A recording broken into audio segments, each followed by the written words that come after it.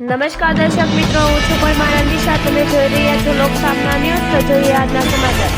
પંચમહાલ જિલ્લામાં આવેલા શહેરા તાલુકાના 10 જેટલા ગામોને મહીસાગર જિલ્લાના નવરચિત ગોધર તાલુકામાં સમાવેશ કરવા લઈને ગ્રામજનોએ વિરોધ નોંધાવ્યો હતો. અહીં વહીવટી તંત્ર તેમજ શહેરના ધારાસભ્ય જેઠાભાઈ ભરવાડને રજૂઆત કરી હતી. સરકારે રજૂઆતને ધ્યાનમાં રાખીને ગોધરામાં સમાવેશ ગામોનો પુનઃ શહેરા તાલુકામાં સમાવેશ કરવામાં આવ્યા હતા, જેના પગલે ગ્રામજનોમાં ખુશીનો માહોલ છવાઈ ગયો છે. આ મામલે શહેરના ધારાસભ્ય જેઠાભાઈ ભરવાડનો ગ્રામજનોએ આભાર માન્યો હતો. ગુજરાત સરકાર દ્વારા વહીવટી સરળતા રહે તે માટે સમયાંતરે નવા તાલુકાઓની રચના કરવામાં આવે છે.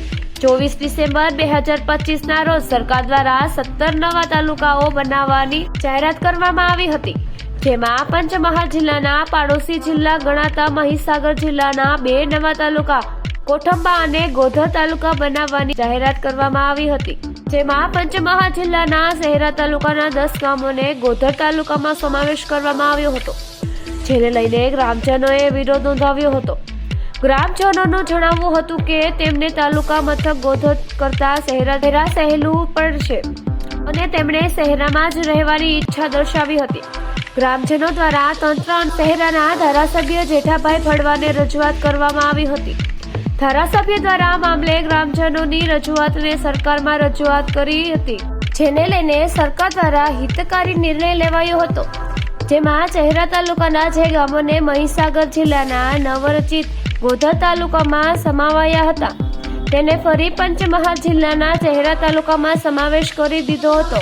પાનમ વિસ્તારના 10 ગ્રામોના ગ્રામજનોએ શહેરાના ધારાસભ્ય જેઠાભાઈ ભરવાડનો આભાર માન્યો હતો અને તેમને શાલ ઓઢાડીને ફૂલહાર પહેરાવીને સન્માન પણ કર્યું હતું. નોંધનીય છે કે બોરિયા, આસુદરિયા, જૂનાખેડા, ચારી, બલુજીના મુવાડા, રમજીની નાળ સહિતના ગામોને ફરી સમાવેશ કરાયો છે. તો ફરી મળીશું એક નવા સમાચાર સાથે. ત્યાં સુધી જોતા રહો લોકસામના ન્યૂઝ.